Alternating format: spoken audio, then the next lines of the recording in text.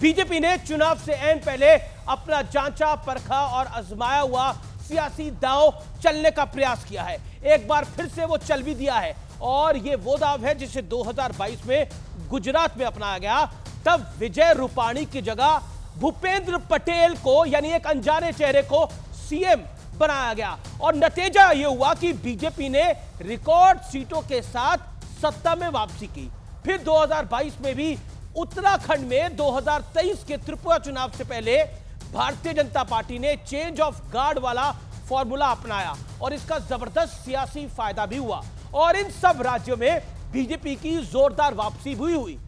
अब सिर पर लोकसभा का चुनाव है और उसके ठीक बाद हरियाणा में विधानसभा का चुनाव है और बीजेपी की हरियाणा में हालत खराब थी, ऐसा बीजेपी को लग रहा था या फिर अटकलें ऐसी लगाई जा रही थी।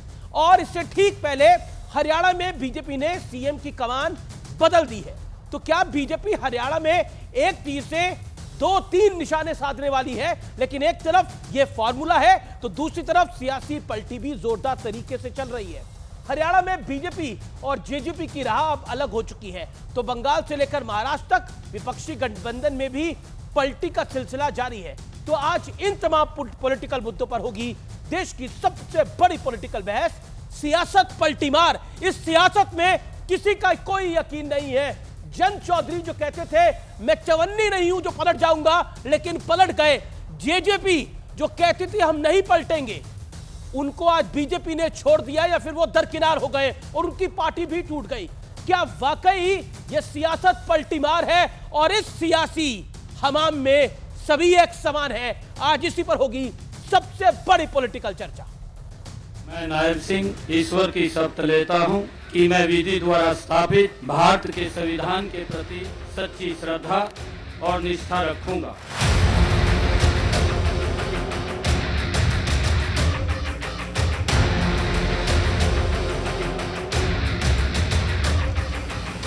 हरियाणा में सियासत ने ऐसी पलटी मारी कि रातों रात मुख्यमंत्री बदल गए, गठबंधन के सहयोगी बदल गए और इसके बाद शुरू हुआ सियासी वार पलटवार। ये कभी ना जनहित का गठबंधन था ना हरियाणा के हित का था, ये ठगबंधन था। लोग मन बना चुके छत्तीसगढ़ कांग्रेस की सरकार बनाने जा रहे हैं। प्रेसिडेंट रूल के अंडर चुनाव होने चाहिए। हरियाणा की जनता असलियत जान गई है। अब ये चाहे चेहरे बदलें चाहे नकाब बदलें, इससे कोई फर्क नहीं पड़ेगा। विकल्प कांग्रेस है। ये कांग्रेस के अंदर कल्चर है कि हुड्डा साहब का बेटा जितना भी नकारा हो, लेकिन हुड्डा साहब की जिद के कारण उसको राज्यसभा में भेजना ही पड़ेगा, शैलजा जी को घर ही बिठाना पड़ेगा। हालांकि कल ही पीएम मोदी ने मनोहर लाल खट्टर की तारीफ की थी। मनोहर लाल जी और मैं बहुत पुराने साथी हैं। दरी पर सोने का जमाना था तब भी साथ काम करते थे और मनोहर लाल जी के पास एक मोटरसाइकिल रहती थी तो वो मोटरसाइकिल चलाते थे, मैं पीछे बैठता था। लेकिन पलटी सिर्फ एक राज्य में नहीं है। शुरुआत हुई बिहार से, जहां नीतीश कुमार ने पलटी मारी। फिर राज्यसभा चुनाव में हिमाचल में खुद कांग्रेसियों ने पलटी मारी तो उत्तर प्रदेश में अखिलेश यादव के विधायक पलट गए। इसके बाद बड़ा खेल हुआ बंगाल में, जहां ममता बनर्जी ने कांग्रेस को झटका देते हुए सभी 42 सीटों पर अपने उम्मीदवार उतार दिए। उधर मुंबई की एक सीट पर उद्धव ठाकरे गुट ने एक तरफा उम्मीदवार उतारा तो कांग्रेस बिदक गई। यह गठबंधन धर्म का उल्लंघन है।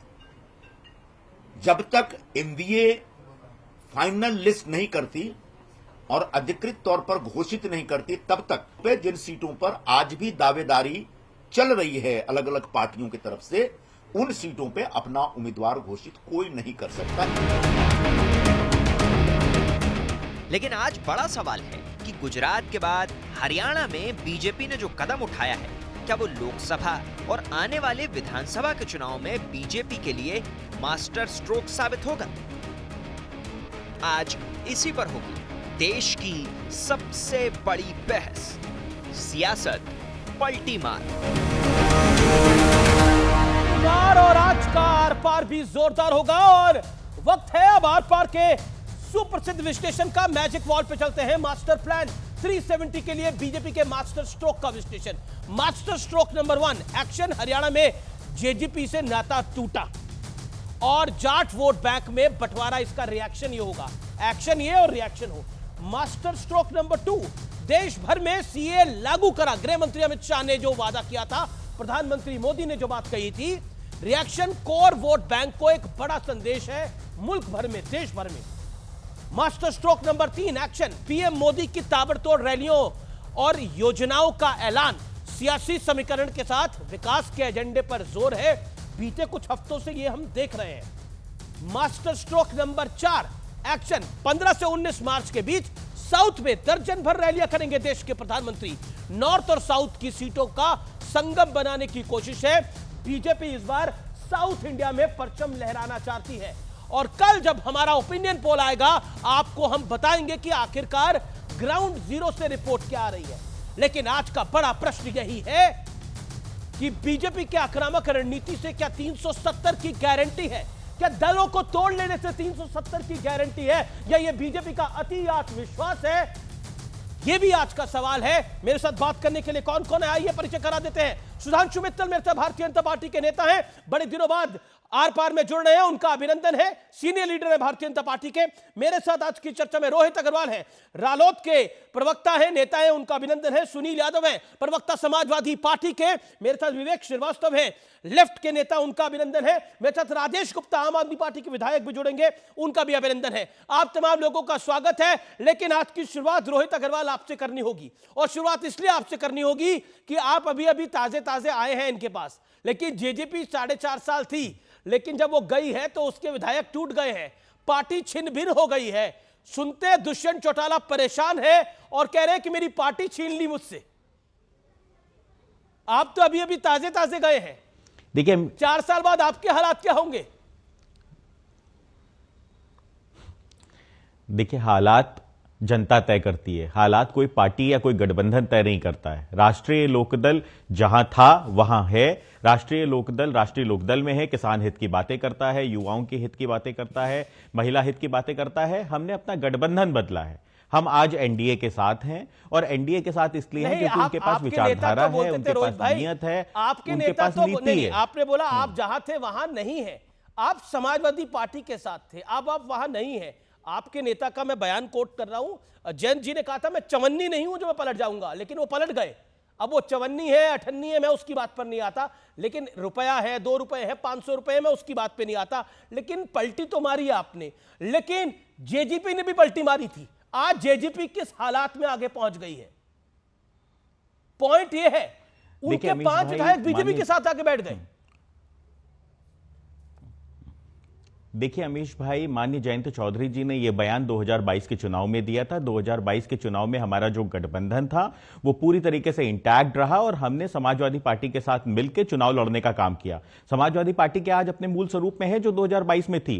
कांग्रेस तो नहीं थी हमारे गठबंधन के अंदर, तो आज तो कांग्रेस समाजवादी पार्टी के साथ है, तो पलटी तो उन्होंने भी मारी है। तो हमको और आपको यह समझना पड़ेगा कि राष्ट्रीय लोकदल जहां था वहीं है। राष्ट्रीय लोकदल किसानों की हित की बात करता था, अभी भी वहीं है। भाई हम एक बयान के पीछे अपनी जनता के साथ रोहित भाई माफ करिए, किसान आंदोलन हुआ, जयंत चौधरी का एको बयान नहीं आया, एक भी बयान आया हो तो दिखाइए।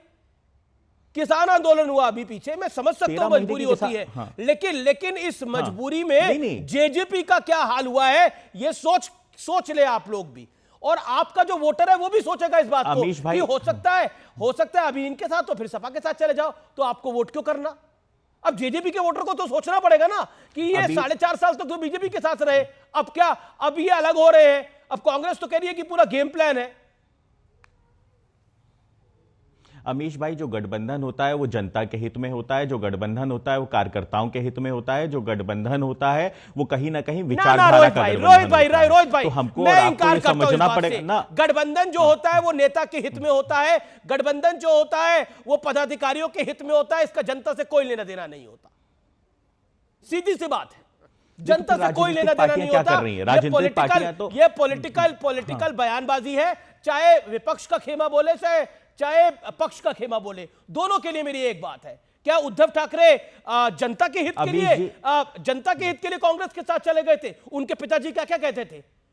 और क्या श्री देखिए, जो अभी- शिंदे हैं वो जनता के हित के लिए अब बीजेपी के साथ आए हैं? ये तमाम तरह की बातें हैं। देखिए, ये नेचुरल अलायंस है शिवसेना और बीजेपी, उसमें कोई डिनाइल नहीं है, लेकिन ये कहानी जो है, ये कहानी सुनने में बहुत सुंदर लगती है। हम जो कुछ कर रहे हैं जनता के लिए कर रहे हैं, लेकिन जनता के लिए नहीं, सिर्फ अपने लिए और अपने पॉलिटिकल स्वार्थ के लिए करा जाता है। इसमें कोई दो राय नहीं है रोहित भाई, ये बात स्पष्ट है। आप 30 सेकंड में अपनी बात रखिए। ऐसा नहीं होता। ऑपोजिशन देखिए हाँ, लोकतंत्र के अंदर आपको हर 5 साल में जनता के सामने जाना है, और अगर आप अपने हित में ही काम करते रहेंगे तो जनता आपको कभी चुनने का काम नहीं करेगी। हमेशा जनता आपको तभी चुनेगी, आपको अपना नेता तभी बनाती है लोकतंत्र के अंदर, जब आप जनता के हित को कहीं ना कहीं संरक्षित करने का काम करेंगे। आप बताइए, एक युवराज हैं, वो न्याय यात्रा, गैर राजनीतिक यात्रा लेके चल दिए जब चुनाव के अंदर देश जा रहा है उस समय। एक हैं जिनको पता ही नहीं है कि किस मुद्दे पे क्या स्टैंड लेना है, कभी डिबेट से भाग जाते हैं, कभी किसी मुद्दे पे स्टैंड बोलने से बचने लगते हैं। और कहीं ना कहीं आपने देखा किस तरीके से कांग्रेस ने राजस्थान के अंदर युवा नेतृत्व को आगे ना बढ़ा के अपने आप को खत्म कर लिया। मध्य प्रदेश के अंदर युवा नेतृत्व उन्होंने अपना खो दिया। आज हम युवा देश के अंदर बैठे हैं, और आप वहीं भारतीय जनता पार्टी को देखिए कि हरियाणा के अंदर चुनाव से जाने से ठीक पहले उन्होंने युवा नेतृत्व के हाथ में अपनी बागडोर दे दी। उनकी भी एक आदमी स्टैंड ले रहा है, कड़े निर्णय ले रहा गुजरात में भी करा था, लेकिन पॉलिटिकल मजबूरी भी थी। मैं बीजेपी से भी रिएक्शन लूंगा, लेकिन सुनील यादव है और मेरे साथ विवेक श्रीवास्तव है। सुनील यादव, आज सुबह सुबह जब हरियाणा में पता लगा कि बीजेपी की सरकार इस्तीफा देने जा रही है, तो विपक्ष के नेताओं ने बयान देने शुरू कर दिए। देखिए, हिमाचल हिलाने चले थे, हरियाणा हिल गया। लेकिन ये बीजेपी की सोची समझी रणनीति थी। उन्होंने सीएम बदला और कोई बड़ी मुसीबत भी नहीं आई, कोई विधायक भी नहीं इधर उधर भागे, और आराम से सीएम बदल गया। खट्टर जी ने नए सीएम सैनी साहब को आशीर्वाद दिया और बोलिए चलिए अब आप बागडोर संभालिए। क्या आपको लगता नहीं है विपक्ष को बहुत कुछ सीखना है? अभी चुनाव से ऐन पहले ऐसा रिस्क लेना, ये बीजेपी की क्षमता है, पॉलिटिकल क्षमता है। You may deny it. Sunil ji. नहीं अमित जी, इसको क्षमता नहीं, इसको आप कमजोरी कहिए। ये उनकी कमजोरी है, और उन्होंने मध्य प्रदेश में चेहरा बदल दिया, उन्होंने छत्तीसगढ़ में चेहरा बदल दिया, उन्होंने राजस्थान में चेहरा बदल दिया जी, आज हरियाणा में चेहरा बदल दिया। जनता के साथ मिलकर के भाजपा के बहुत से नेता 2024 में दिल्ली वाला चेहरा बदल देंगे, और यह बात मैं ईमानदारी से कह रहा हूं। देखिए, किसी भी दल को इस बात के लिए घमंड नहीं हो जाना चाहिए कि 10 साल से हम नहीं हार रहे हैं। अगर 10 साल में इस देश की सम्मानित जनता ने आपको मौका दिया जी, आपको प्यार दिया, आपको आशीर्वाद दिया, आपको बहुमत दिया जी, तो आपकी उन बातों पर, जब आपने कहा था महंगाई को कम करेंगे, हम रोजगार के इंतजाम करेंगे जी, हम सीमाओं को सुरक्षित लेकिन रखेंगे, आपने एक लाइन बोली, रुपए को डॉलर के बराबर लाएंगे, सुनील यादव, हवाई आपने एक लाइन चप्पल बोली, पहनने वाला हवाई जहाज से उड़ेगा। आपने एक लाइन बोली कि 2024 में यानी लोकसभा चुनाव में दिल्ली वाला चेहरा यानी मोदी जी का चेहरा बदल देंगी। वही एक चेहरा है जिसके भरोसे बीजेपी इतने चेहरे बदल देती है और उसके बाद भी चुनाव जीत के आ जाती है। ये देखिए, आप और मैं दोनों पॉलिटिकल स्टूडेंट हैं। एक आप पॉलिटिकल लीडर है, मैं पॉलिटिक्स को कवर करता हूं। We have to stick to this. हम कम से कम सत्य तो बोले। मतलब आपको लगता है कि मोदी का चेहरा बदलने के मूड में जनता है? ओपिनियन पोल देखिए लेटेस्ट जो आए हैं, वो कितनी बड़ी लैंडमार्क विक्ट्री बीजेपी को दे रही है। अच्छा, सुधांशु मित्तल बहुत पुराने नेता हैं, इन्होंने बीजेपी को विपक्ष में भी देखा है, सरकार में भी मैं देखा। अपनी बात तो कह लूं, अब रखिए अपना जवाब तो दे लूं जी। बोल, रख लीजिए 30 सेकंड। देखिए अमित जी, मुझे लगता है कि आपने कहा हम पॉलिटिकल पार्टी के वर्कर हैं, आप पत्रकार हैं, पॉलिटिकल चीजों को देखते हैं। पॉलिटिकल वर्कर को और पॉलिटिकल पत्रकार को दोनों को इतिहास पढ़ना चाहिए जी। और मैं 77 की बात कर रहा हूं। 77 में जब सारे अखबार लिख रहे थे कि इंदिरा जी आ रही हैं, कांग्रेस आ रही है, इंदिरा भी हारी, कांग्रेस भी हारी। मैं आपके कार्यक्रम में कह रहा हूं, इस देश का किसान, पिछड़ा, दलित, मुसलमान, बेरोजगार, महिलाएं, सबने मन बना लिया है, बीजेपी भी हारेगी और मोदी जी भी हारेंगे। जी, मेरे साथ सुधांशु मित्तल है, मैं उनका रुख कर लेता हूं। सुधांशु मित्तल, चेहरा बदलने की बात कही जा रही है, लेकिन देखिए एक चीज तो बदल गई है कि बीजेपी अलायंस करती है तो अपने सहयोगियों को भी नहीं छोड़ती। जेजेपी का क्या हश्र करा है आप लोगों ने हरियाणा में? आरएलडी डर गई होगी आज। एक चीज का हमें ध्यान रखना चाहिए जी, देखिए हमें एक चीज का ध्यान रखना चाहिए जी, जेजेपी का जो अलायंस था ना वो पोस्ट पोल अलायंस था। हम उनके साथ अलायंस में नहीं थे, उनके साथ मिलकर सरकार बनाई थी। जब हम चुनाव लड़े थे तो अकेले लड़े थे, और अभी भी जब चुनाव है तो हमारी क्योंकि सारी स्थितियां परस्पर विरोधी हैं तो चुनाव में जाना स्वाभाविक नहीं है उनके साथ, इसलिए अलायंस टूटा है। अब इसके लिए उसको कहना कि हम लोग छोड़ गए और ये गए, तो मैं भी सुनील जी की बात सुन रहा था। सुनील जी ने कहा साहब देखिए ये चेहरा बदल देते हैं, ये राजस्थान में बदल दिया, मध्य प्रदेश में बदल दिया, छत्तीसगढ़ में बदल दिया। सुनील जी, हम जब चुनाव में गए थे तो हमने क्या चेहरा दिखाया था? हमने छत्तीसगढ़ में किसी का चेहरा दिखाया था क्या? मध्य प्रदेश में दिखाया था क्या? राजस्थान में दिखाया था? नहीं दिखाया था। और हमारी क्षमता क्या है? हम नए नए लोगों को सामने लाके एक नया नेतृत्व देने की क्षमता रखते हैं।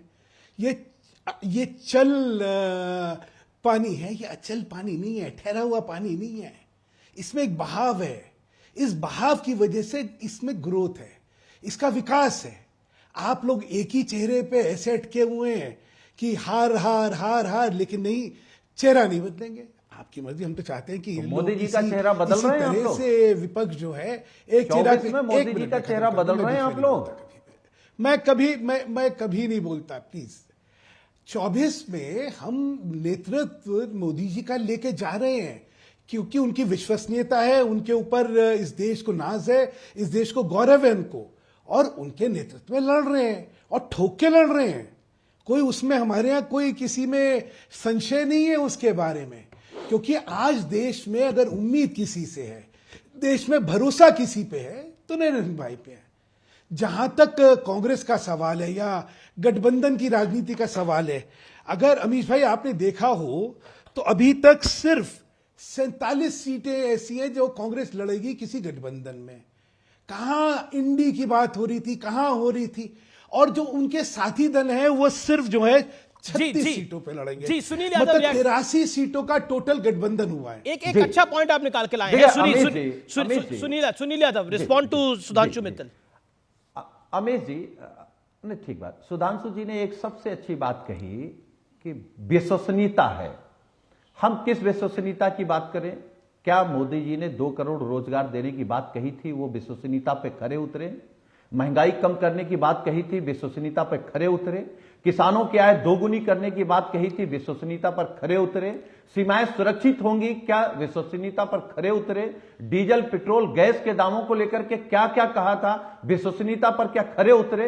तो कौन सी विश्वसनीयता? ठीक है, जवाब 30 सेकंड का जवाब सुधांशु मित्तल। चुनाव जीतने की गारंटी 30 सेकंड। सुधांशु जी आप तो देश बचाने आए थे, आप देश बेच रहे कि ये एक वो बैंक के अकाउंट बताने आए थे, आप एसबीआई के अकाउंट नहीं बता रहे। अमित जी मैं बोल लूं? जी बोलिए सुधांशु जी। अमित जी मैं बोल लूं? देखिए सुनील जी की समस्या क्या है, ये वो रिकॉर्ड है जिसकी सुई अटक गई है। वही 4 जुमले और वही 4 शब्द के अलावा तीसरा कुछ इनको आता नहीं है। विश्वसनीयता कौन जज करेगा? जनता करेगी या सुनील जी करेंगे? जनता बार बार अपना मत, अपना विश्वास, अपना समर्थन किसको दे रही है? लेकिन बड़ी घोषणा करती है कांग्रेस पार्टी ने। कांग्रेस पार्टी ने अपनी दूसरी लिस्ट जारी करी है और इस दूसरी लिस्ट में 3 पूर्व मुख्यमंत्रियों के बेटों को, सपुत्रों को टिकट दी है। 43 उम्मीदवारों की यह लिस्ट है और 3 पूर्व सीएम के बेटों को टिकट मिली है। अशोक गहलोत के बेटे वैभव गहलोत को टिकट है, कमलनाथ के बेटे नकुलनाथ को टिकट है, नकुलनाथ को छिंदवाड़ा से टिकट है, वैभव गहलोत को राजस्थान से टिकट है। पहले जोधपुर से लड़े थे, इस बार जालोर से लड़ रहे हैं। और साथ ही साथ तीसरे तरुण गोगोई के बेटे, अब तरुण गोगोई नहीं है, उनके बेटे गौरव गोगोई को भी टिकट दी गई है। जोरहाट से लड़ेंगे गौरव गोगोई। बड़ी खबर है, लेकिन वैभव गहलोत पिछला चुनाव अपना हार गए थे।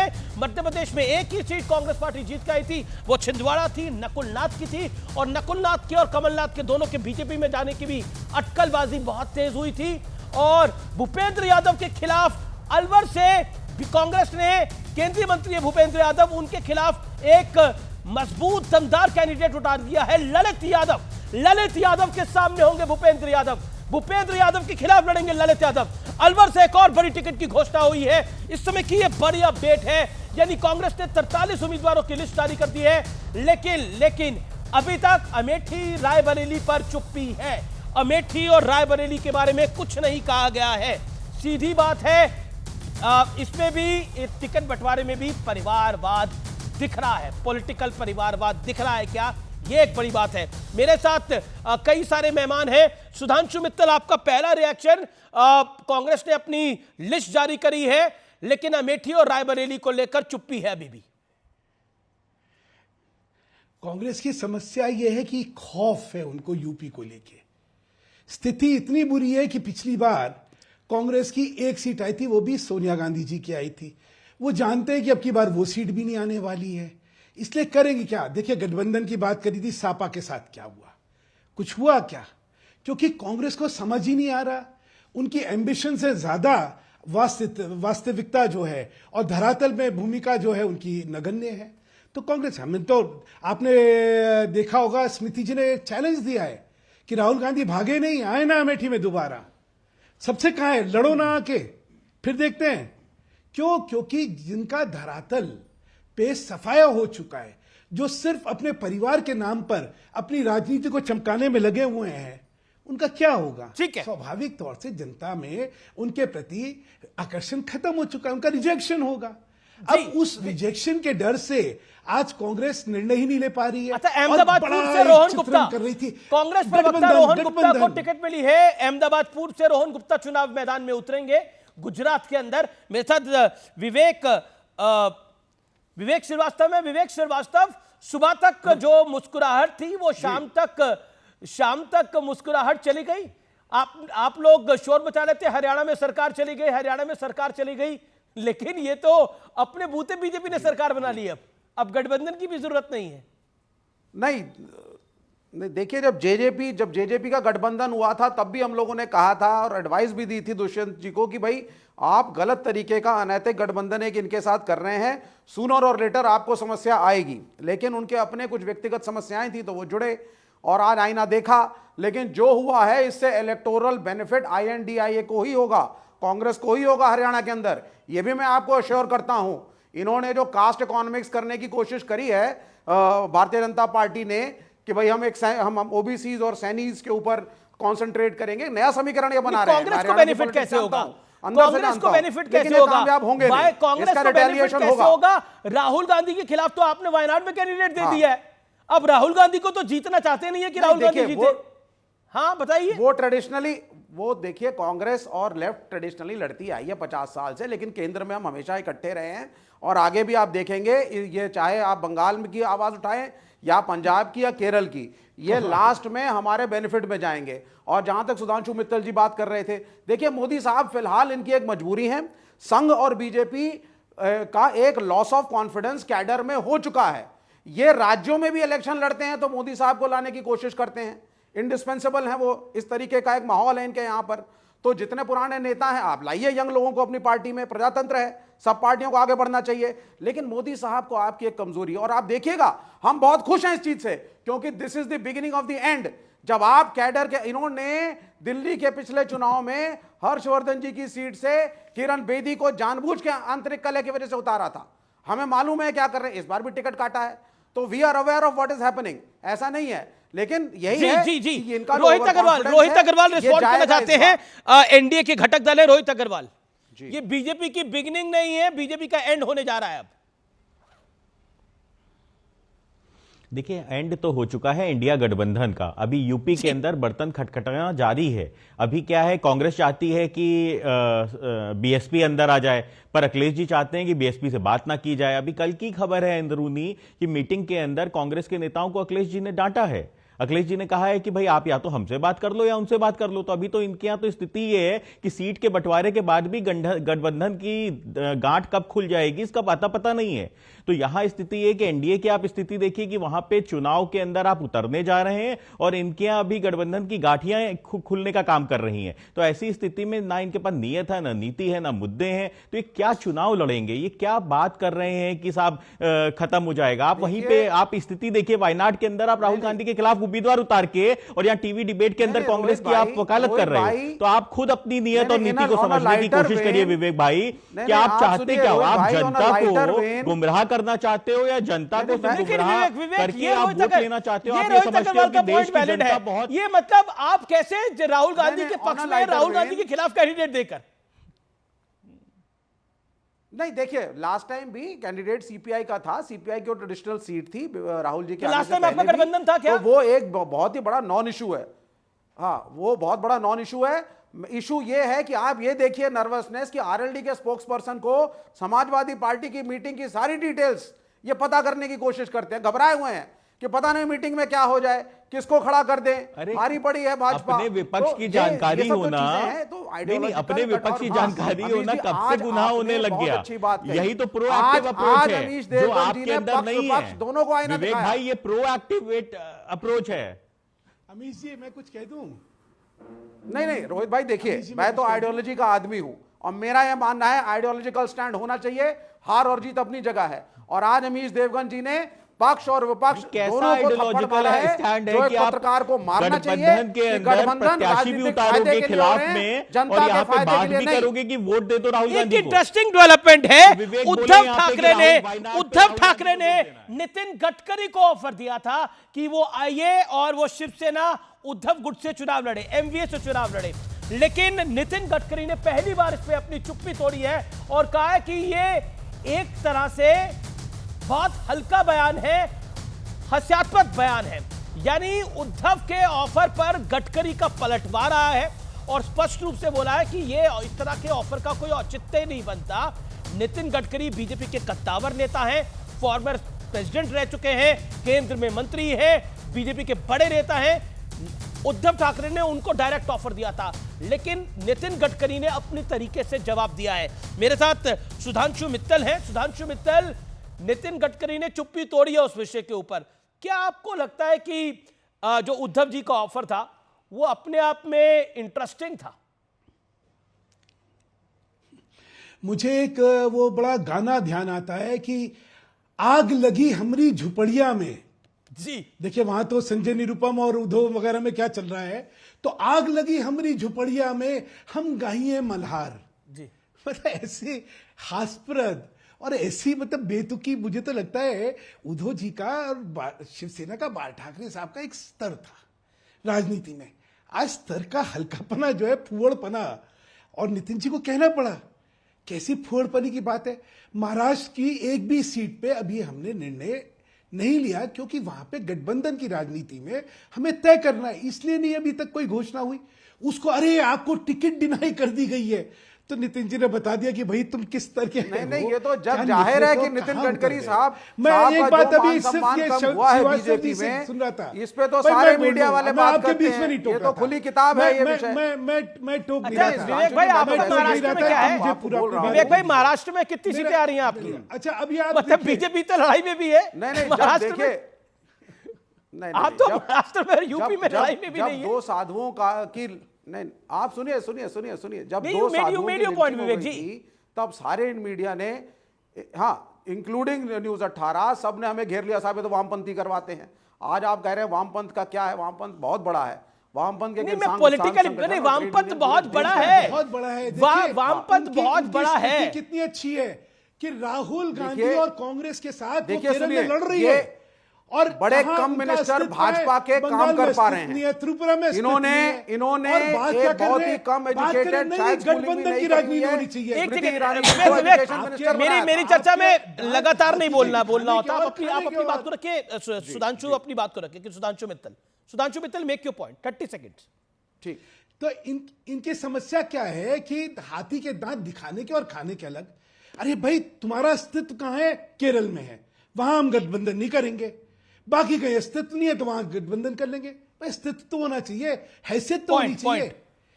वामपंथ की हैसियत, वामपंथ की हैसियत केरल में है। ये पॉइंट है, ये पॉलिटिकल पॉइंट है। वामपंथ की हैसियत केरल के अंदर है, वहां हमको राहुल गांधी के खिलाफ कैंडिडेट देंगे। मुझे जाना पड़ेगा, मुझे जाना पड़ेगा तौसीफ खान के पास। की बात करेंगे। मुझे तौसीफ खान के पास जाना पड़ेगा। तौसीफ खान, लेफ्ट की स्थिति बंगाल में क्या है? अगर मैं आपसे स्पष्ट पूछूं तो आज की तारीख के अंदर लेफ्ट और कांग्रेस की पॉलिटिकल स्थिति।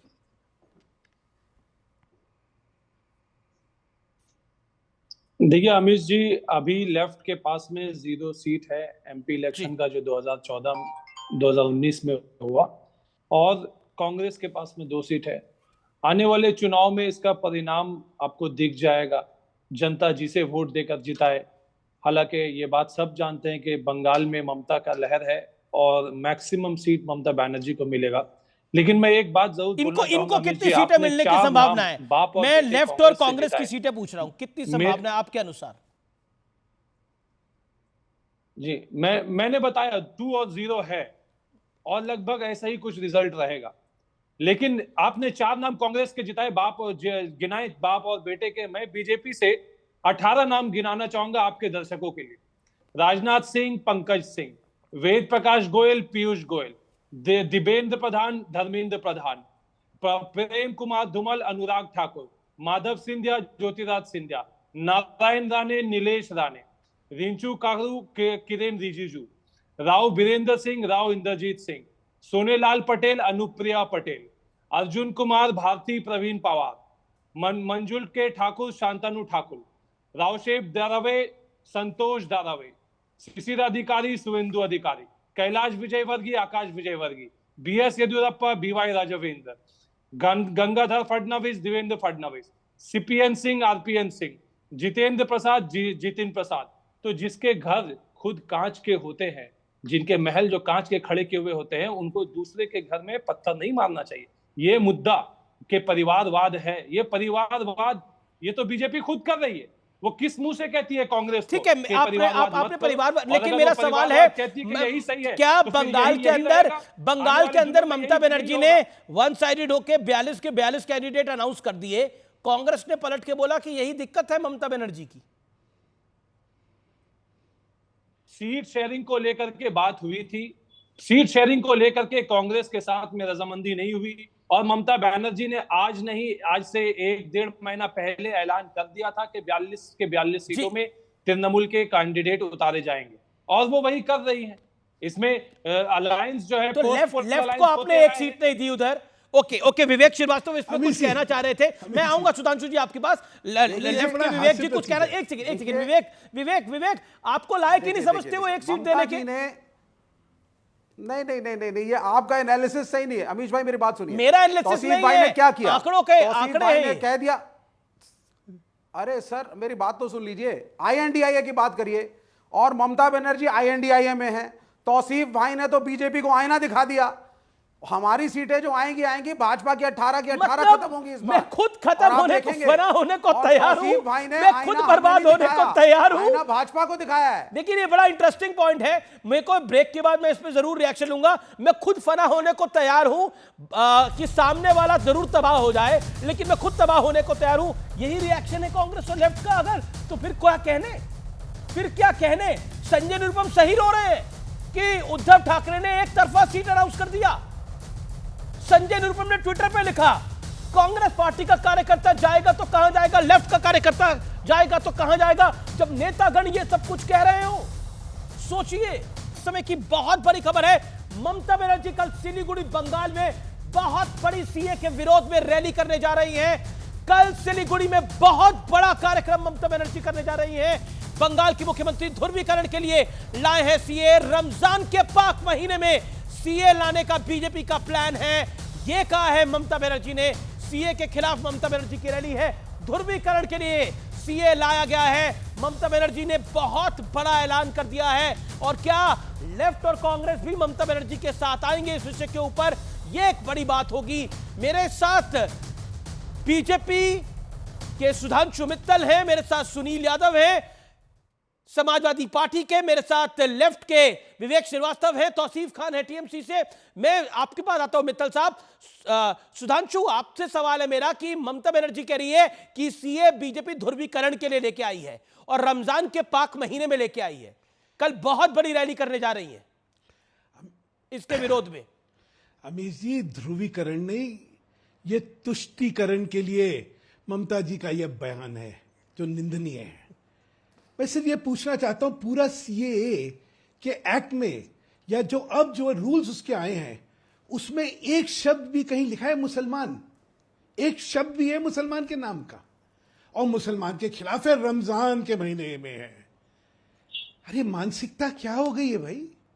जिस एक्ट में, जिस रूल में मुसलमान शब्द तक नहीं लिखा गया है, वो एंटी मुस्लिम हो गया है, वो रमजान में मुसलमानों को चिढ़ाने के लिए हो गया।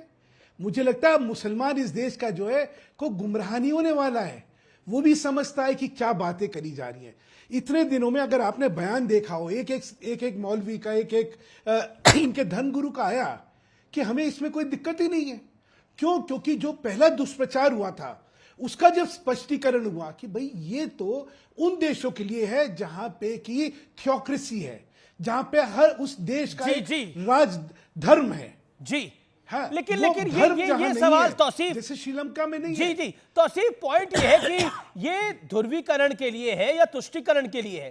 क्योंकि रमजान को लाने की क्या आवश्यकता है ममता जी को? इसके लिए रमजान का क्या लेना देना इससे? देखिए, बीजेपी सीए को अभी लेकर के आई है क्योंकि बीजेपी का हालत बहुत बुरा है। सुप्रीम कोर्ट से जो प्रेशर है इलेक्टोरल बॉन्ड्स के पोल खुलने को और चीफ इलेक्शन कमिश्नर के चले जाने को, जो डिमांड है कि सुप्रीम कोर्ट में जजमेंट द्वारा जो पिटिशन फाइल की गई है कि सुप्रीम कोर्ट के जजमेंट के गाइडेंस के द्वारा उस प्रोसेस के थ्रू जो है इलेक्शन कमिश्नर जो है अपॉइंट होना चाहिए, ये सारे प्रेशर है। इस प्रेशर पे डिबेट ना हो, चर्चा ना हो, हैंडल कैसे किया जाए, पॉलिटिक्स करना है, राजनीति करना है। मैं तो सारी बातें से आपकी इत्तेफाक रख लेता हूं थोड़ी देर के लिए। मुझे ये समझाइए रमजान और सीए का क्या लेना है? नहीं, रमजान और सीए का क्या लेना देना है? क्या लेना है भाई? सीए का जो मुद्दा है तुष्टीकरण तो टीएमसी कर रही है, कॉन्स्टिट्यूशनल अनकॉन्स्टिट्यूशनल है। ये वाला चैलेंज अभी भी पिटीशन जो है वो अभी भी सुप्रीम कोर्ट में पेंडिंग है। भाई आप कह रहे हैं कि मुसलमान का नाम ही नहीं है। सुधांशु मित्तल एक वैलिड बात बोल रहे हैं कि मुसलमान से क्या लेना देना, किसी मुसलमान की नागरिकता नहीं जा रही है इससे, ये बात स्पष्ट है। और पाकिस्तान में, अफगानिस्तान में और बांग्लादेश में प्रताड़ित कौन है? बांग्लादेश में कौन है प्रताड़ित? इन देशों के अंदर प्रताड़ित कौन है? अगर वहां की अकलियतें हैं, यानी हिंदू सिख बौद्ध है, जैन है। सीएए में ठीक है, पारसी क्या क्रिश्चियन है, प्रॉब्म है, क्रिश्चियन भी है, पारसी भी है। हो सकती है। मैं एग्जांपल के तौर पे आपसे कहता हूं, ये लोग कहते हैं कि भाई जिन लोगों को हम नागरिकता देना चाहते हैं वो कहां जाएंगे, उनके धर्म का कोई मुल्क और कहीं है नहीं। तो क्रिश्चियन का तो मुल्क है, बुद्धिस्ट का भी मुल्क है। ये कहते हैं कि हम पारसी जो अगर अफगानिस्तान से आता तो हम 5 साल में दे देंगे। लेकिन पारसी जो जिसका प्रोसिक्यूशन ईरान में हो रहा है, अगर वो ईरान से वो पारसी आता है तो उसे 11 साल वेट करना होगा। अफगानिस्तान से अगर वो पारसी आता है प्रताड़ित होकर तो उसे 5 साल वेट करना होगा। ये क्या लॉजिक है? आपने नेबरिंग कंट्रीज को चुना, मुझे आपको पारसी को और सिखों को नागरिकता देने में समस्या है। आप हजारा या तो तौसीफ भाई ये ऐलान करिए कि मोदी के हिंदुस्तान में ज्यादा सुरक्षित है मुसलमान, बल्कि इस्लामिक मुल्क में नहीं है सुरक्षित, इसीलिए मुसलमान को भी नागरिक देनी चाहिए। ये बात बोलिए फिर कि मोदी के हिंदुस्तान में ज्यादा सुरक्षित है, इस्लामिक मुल्कों में नहीं है। या तो एक बात बोलिए, कान इधर से पकड़िए या उधर से पकड़िए, दोनों तरफ से कैसे पकड़ रहे हैं? अच्छा ठीक है अमीश भाई, अफगानिस्तान में हजारा सुरक्षित नहीं है, पाकिस्तान में अहमदिया सुरक्षित नहीं है, तो ये आप किस लॉजिक से आप कैसे? रोहित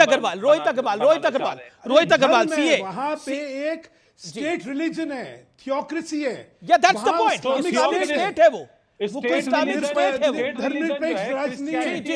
रोहित अग्रवाल का स्टेट रिलीजन इस्लाम है। वहां से भी होगा परसिक्यूशन, तो देखेंगे हमारे साथ बॉर्डर जहां पे आसपास।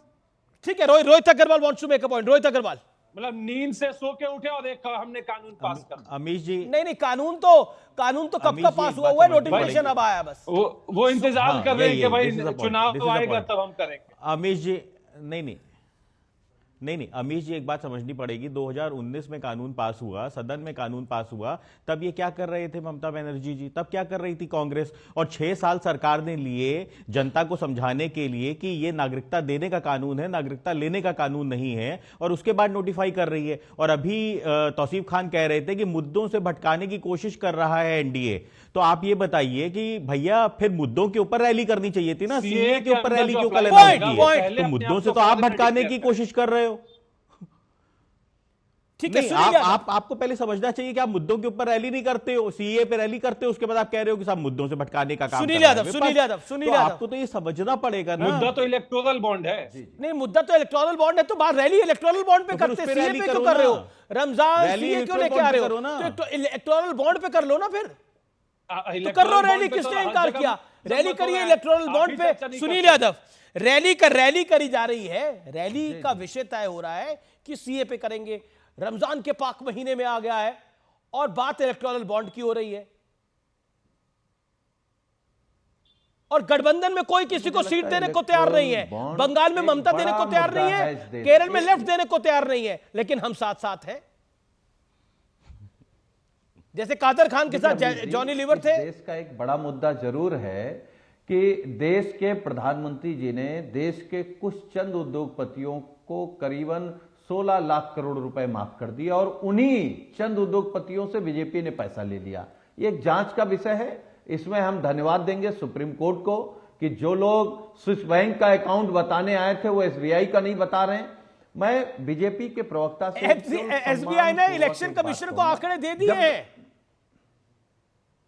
एसबीआई ने इलेक्शन कमीशन को आंकड़े दे दिए, 15 तारीख को सार्वजनिक हो जाएगा। देश का सबसे बड़ा लुटेरा कौन है ये जल्दी अभी 15 तारीख को देश के सामने आ जाएगा। इसीलिए मैं कह रहा हूं बीजेपी 200 पार नहीं जा रही है।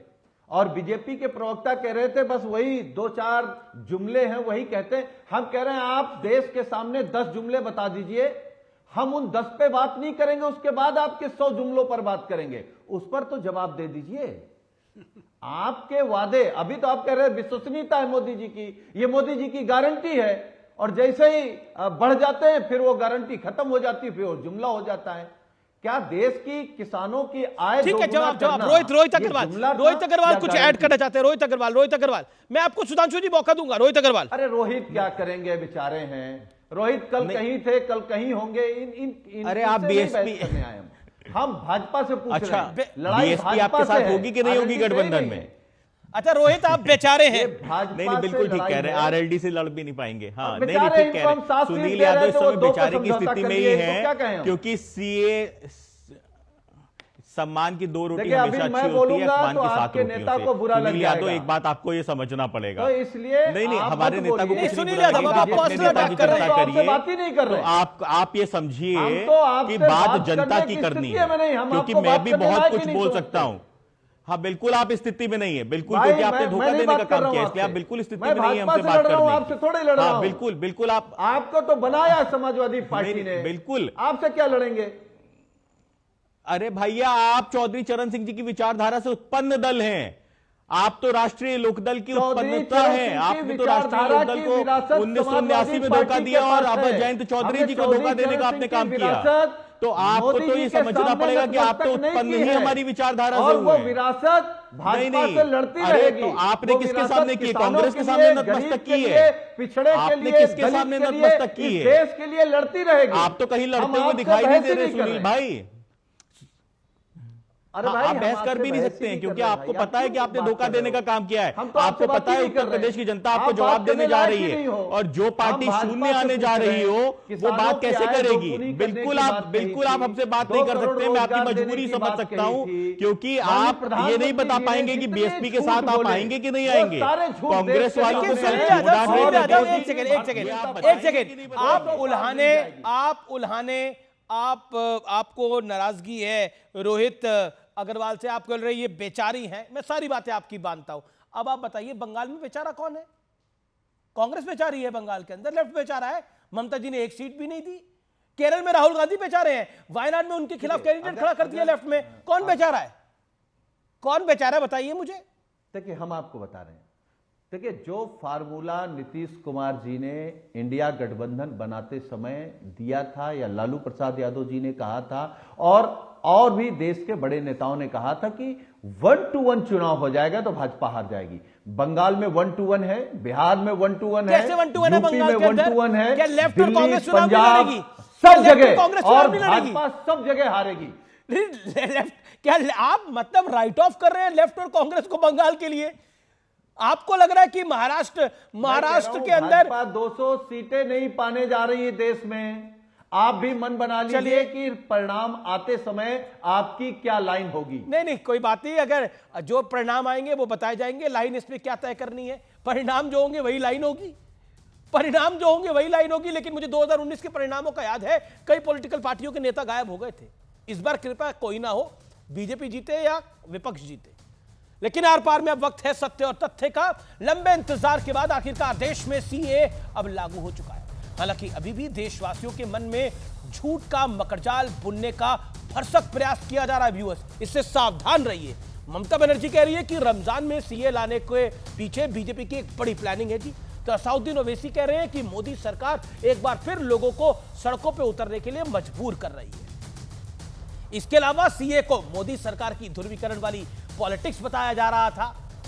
विपक्ष सवाल कर रहा है कि सीए के तहत जिन धर्मों के लोगों को नागरिकता का प्रावधान है, उनमें मुस्लिमों को जगह क्यों नहीं दी। तो व्यूअर्स, आज मैं आपको बेहद आसान शब्दों में सीए का पूरा गणित समझाने का प्रयास करता हूं, ताकि देश के लोगों में कोई भ्रम न फैला सके।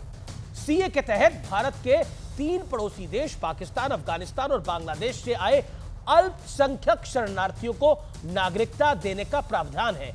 हिंदू, सिख, पारसी, ईसाई यानी क्रिश्चियन, बौद्ध और जैन धर्म के लोगों को सीए के तहत नागरिकता यानी सिटीजनशिप मिलेगी। सीए के दायरे में वही शरणार्थी आएंगे जो 31 दिसंबर 2014 तक भारत की सीमा में आ चुके हैं। सीए के तहत जिन 6 धर्मों को चुना गया है, उसका आधार रिलीजियस प्रोसिक्यूशन यानी धार्मिक अत्याचार है।